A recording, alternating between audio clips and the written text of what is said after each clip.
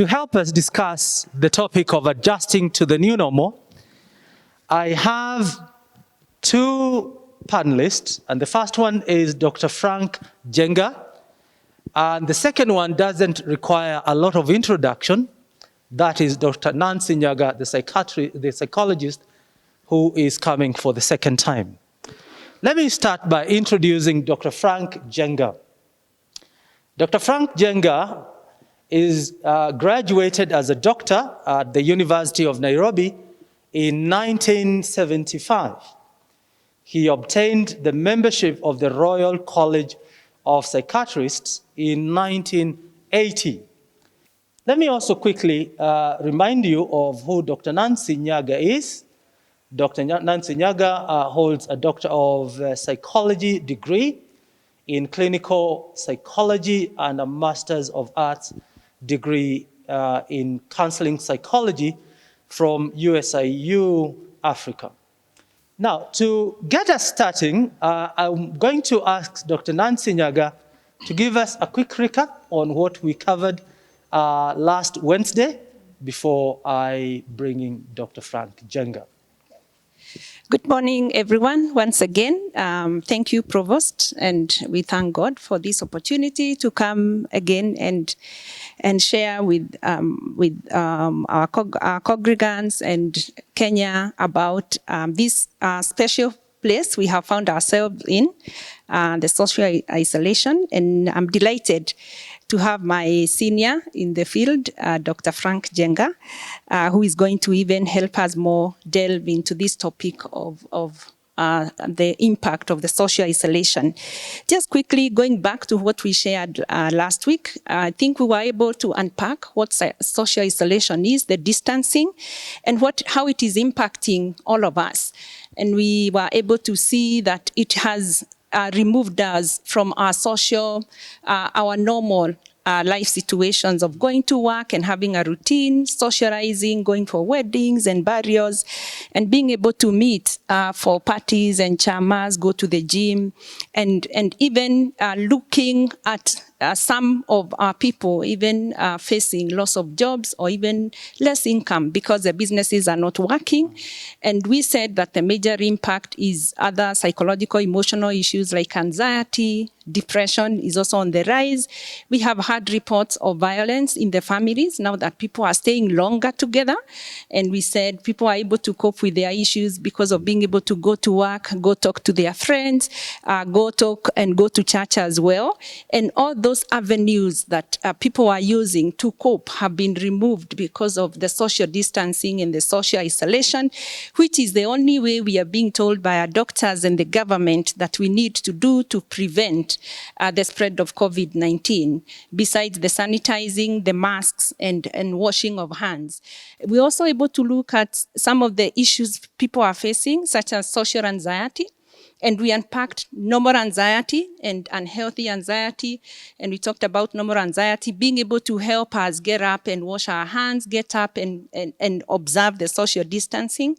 We also talked about being able to cope positively, not cope negatively. And we mentioned a few negative coping mechanisms like drinking that would exacerbate issues like depression and anxiety. And also we talked about positive coping mechanisms like exercising, eating healthy, playing games at home with our children, having a routine and a structure. That we are not the whole day in our pajamas, that we wake up and take a shower and do some things at home so that then our lives have a sense of normalcy. And then from that, we also talked about the vulnerable populations. We looked at the people who need to be taken care of, the sick, the elderly, the children as well.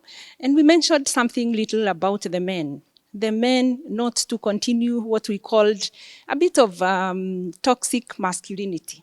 I think that's the word we're trying to use, where they still want to feel culturally they need to be out there to work and be out there, because in our culture, men don't go home together with the children and the mothers. So we requested that they obey what the government is telling us.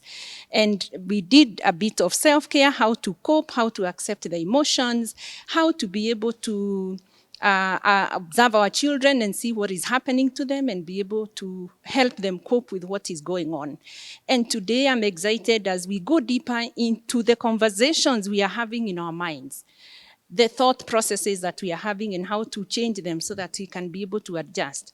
That we have Dr. Frank Jenga, who is a psychiatrist, and will be able to even get deeper into the medical area and help us understand what is happening in the medical field and also with issues of mental illness, and even in a more scientific way unpack this COVID-19 for us and the impact it has for us. So thank you. Thank you very much, Dr. Nancy, for a very good recap of what we covered last Wednesday. Now, Dr. Frank, welcome to the show. This is a weekly talk show from the Cathedral, just responding to the need of the people now, but also this will be happening also in future as we get to the new normal. Now, the coronavirus pandemic is not just a medical phenomenon. It has both the mental and the behavioral effects on human beings. As a psychiatrist, could you help us understand what is the effect of coronavirus pandemic on the humanity? This for me is a first. I have done many interviews in my life for television. This is the first one I'm doing using a mask. And it feels so funny to be hiding away from people. It's really most peculiar, which brings me to the important point of the fact that I am normal. You're normal. Nancy is normal. The viewers there are normal. What is abnormal is not us. It is this invisible enemy that we have before us called the virus. I think it's critically important for all of us to understand that seemingly a small point, that we are all reacting in different ways to the abnormal environment in which we find ourselves in. So I was looking at something earlier this morning about the most basic things that we as human beings do, which is to sleep. And there are increasing reports that more and more human beings are reporting the presence of disturbances of sleep. And some of these disturbances of sleep actually are very scary and very worrying, because more and more people are reporting very vivid nightmares, by way of example. Animals chasing them, of things flying doodles, flying all around them and chasing them and seeming to come to eat them away and that sort of thing. The science around nightmares, and I'm just giving an example here, is that they tend to occur more frequently during times and periods of transition. And it doesn't have to be a bad transition. It can be a good transition, recently married. It could be you moved to a new city, you moved to a new house, and so on. So the presence of disturbing nightmares, if anybody is experiencing that, can be attributed to the fact of our new normal, which is totally abnormal in every respect. The second thing that contributes to the challenges of sleeping at night is, and I think Nancy touched on this one, is treating this whole abnormal situation like it's holiday time. You get up in the morning, you don't even brush your teeth, you just stay in your pajamas all day, you have a nap in the morning, you have a nap for lunch, you have a nap for tea, and the whole life routine is disturbed. I'll get very personal. I was very happy to see you, Provost, wearing a tie and and seeming that you're here to work. It's important that we all capture the routine of giving the day structure and a semblance of normalcy. We will fight this abnormal situation by ourselves remaining normal. Get up early in the morning, do your regular exercise, do your prayers, do everything else that you need to do, and so on. With your permission, I have one other thing to say, which is this thing has been so all-consuming of us that it feels like the COVID-19 has been with us for 16 years. In fact, it's about 3 or 4 months. And so what we know from a scientific perspective, specifically about COVID-19, is very little, because very few scientific studies could have been carried out in the very short of period of time that this virus has been around with us. However, that said, there are a couple of studies that have come mainly from China, because again, you know, China was the first area to be affected.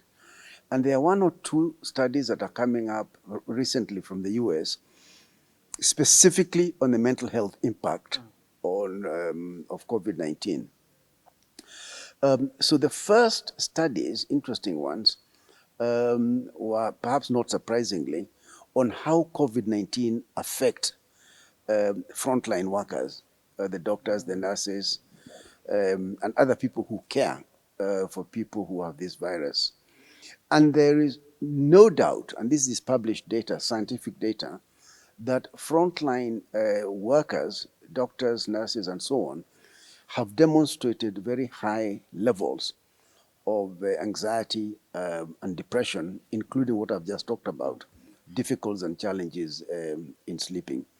So the science around depression and anxiety in frontline workers is very clear.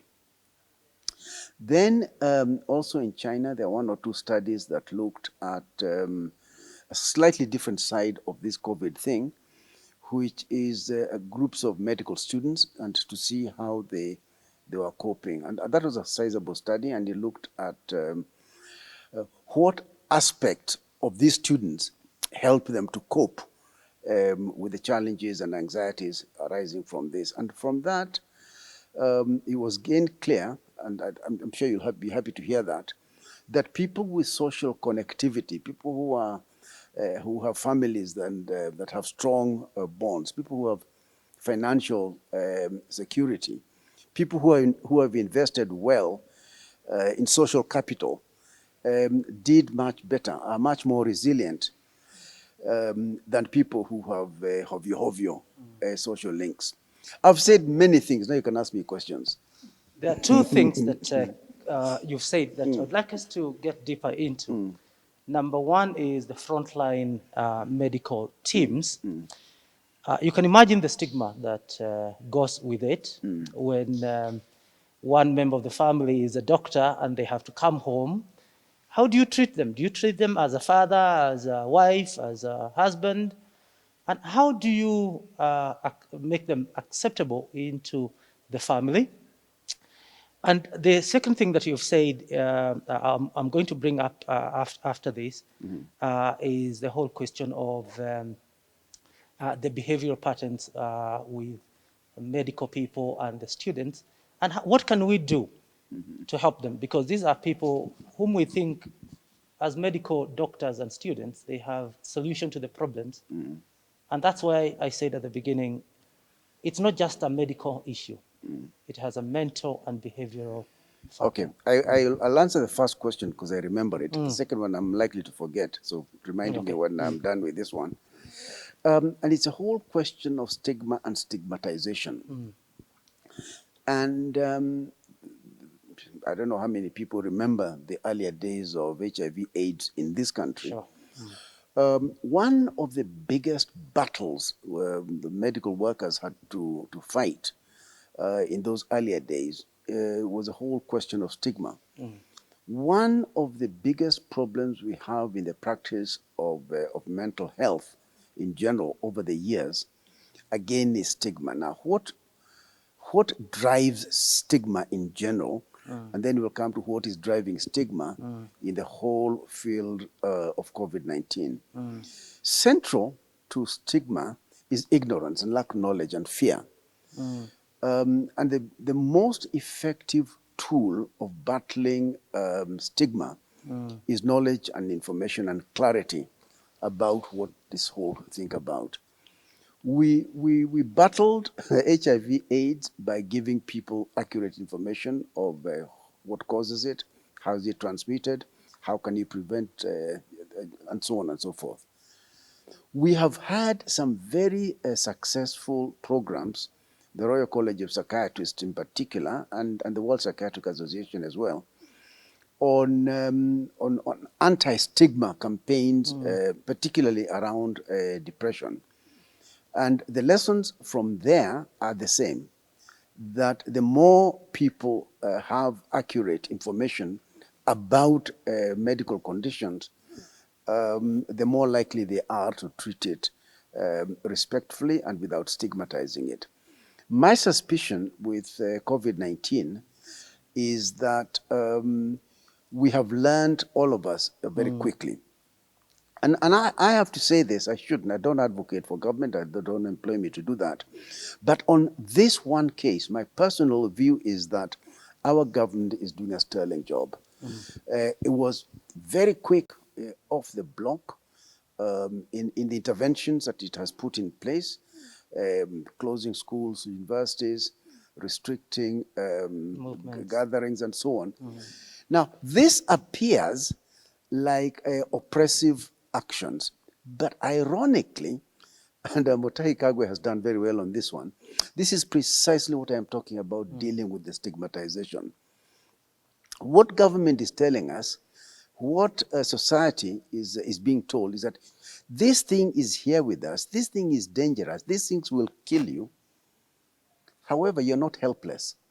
You can wash your hands, you can sanitize, you can keep your distance, you can... In other words, much as it looks like all the things that we're being told are negative, they're actually empowering us. And by following them, we're dealing a blow on the stigmatization. When people feel helpless and hopeless and incapable, then they stigmatize things and they expose ignorance. So the fact that I can wear this mask in an interview such as this one, the fact that this mic was sanitized before it was given to me is a sign that there is a deep understanding of what the issues are. Oh yes, I've remembered the question. You asked me about health workers. Yes, health workers. Oh, good point. Okay, yes, good. So now let's come to that health worker who has attended a person who has COVID-19. Again, it's natural that the families and the neighbors would be afraid. Let's not even use hard words, like stigma. Let us just say that if a nurse or a doctor gets home to his wife and children, or her husband, or whatever, then the thought, I wonder if this person might be infected. Did they use that personal protective equipment exactly the way? What if our children get this thing? What if our grandmother? So it's normal. Sure. We have had, as the Kenya Medical Association, very detailed conversations on where doctors, nurses, and other frontline workers should reside. Should they stay in a hostel that is in a place that is determined, so that they don't keep infecting their, potentially anyway, their families? Or do they stay in normal lives and stay with their families? I think on this one, the jury is out, because this thing is going to last for a long time, which is the bad news.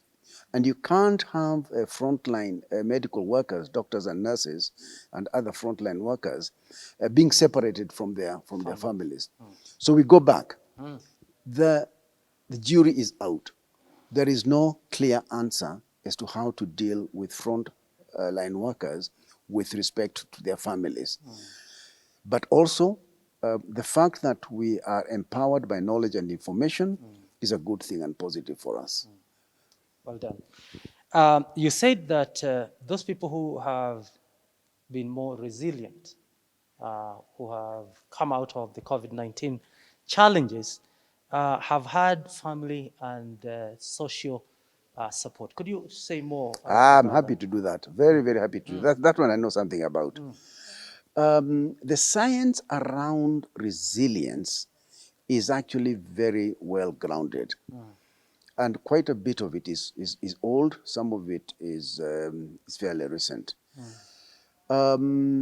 Let's start with relatively recent stuff. There's not much science around resilience specifically with COVID-19, but there is quite a bit of science around SARS and the way it spread and the way quite a number of studies from Singapore and Hong Kong, where the effects were very severe, looked at populations of patients who suffered from SARS.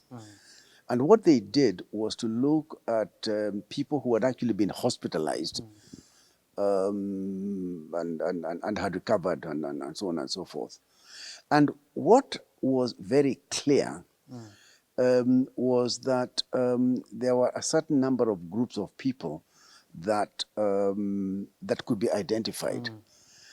Bottom line is that pro-social factors, factors that show one as being one who is grounded in the community and in the society, are the very factors that give one resilience and who makes an individual capable of bouncing back into a normal life post-COVID days. So as far as disease is concerned, sadly, we have very solid data on the utility and usefulness of family contact, financial stability, spiritual grounding. All that is very clear. We have other information, science. There's a lot of science also about recovery post other instances of human disruption. For example, following the South Asia tsunami, there's a huge body of evidence that shows the same thing, social connectedness. The 9/11 attack in in New York, again, the people who survived and did well and didn't abuse alcohol and didn't develop severe PTSD and didn't develop severe depression were precisely the people who had evidence of social grounding. So resilience is a factor. In fact, let me say this, then I'll be completely quiet if you allow me. The lessons we are learning from here, and the lesson I'd like anybody who's watching to see this take home, is that investment in social capital, investment in social connectedness, which includes connectedness with your church, with your family, with your old chamas, and is what will protect you in future in the event of a social disruption of any kind, whether it's a tsunami, whether it's an earthquake, whether it's a bomb blast, whether it's a COVID-19. The science around there is very simple and very clear. Actually, as we conclude on the first part, what we are saying here, in the new normal, we can remain mentally healthy. What are those simple steps that people can take to remain healthy mentally? I don't think there are simple things that one can do, but there are things people can do. I think given the challenge that we have before us today, the first thing is the acknowledgement of the abnormality of the times that we now find ourselves. We are the ones who are normal, the virus is abnormal. The second thing is the recognition that we are not powerless. There are things that that government has told us that we should do and ought to do. There are things that we all know that that will keep us ourselves safe. And I think always we should listen to our government, but on this one, I think we should listen to our government. And that gives us a sense of empowerment. Nancy talked earlier about not treating this period like holiday season. This is not a holiday season. We are not on holiday. Holiday will come another day, but not today. And I think structuring our days and making sure that physically and mentally we are well. Routine is good. Routine is important. It promotes good sleep hygiene. There are things you can do about sleep promotion that would help you. But finally, I think in two ways, what I'm about to say is true. This thing will come to an end. Even if I remember, when it rained for a long time and Noah's Ark was there, that rain came to an end and it got finished. and life continued, and so on. So this thing will come to an end. And finally, the things that we have said about resilience and promotion, and in particular, and in a program such as this one, investment in social capital that includes connection with your church, with your family, with your neighborhood, and so on. As long as we know we are not helpless in this, we will go over it and it will come to an end and we shall overcome, and there is a bright future for all of us. That I know. It has been our pleasure to host Dr. Frank Jenga in this Provost Desk Live show. Dr. Frank will be leaving us for another assignment, and I will continue in the second session with Dr. Nancy Nyaga. Daktari, it has been our utmost pleasure to host you here, and you said profound things, and we must say, God bless you, keep healthy, and keep yourself safe. We need you in days to come. Thank you. God bless you. We take a Asante break sana. now.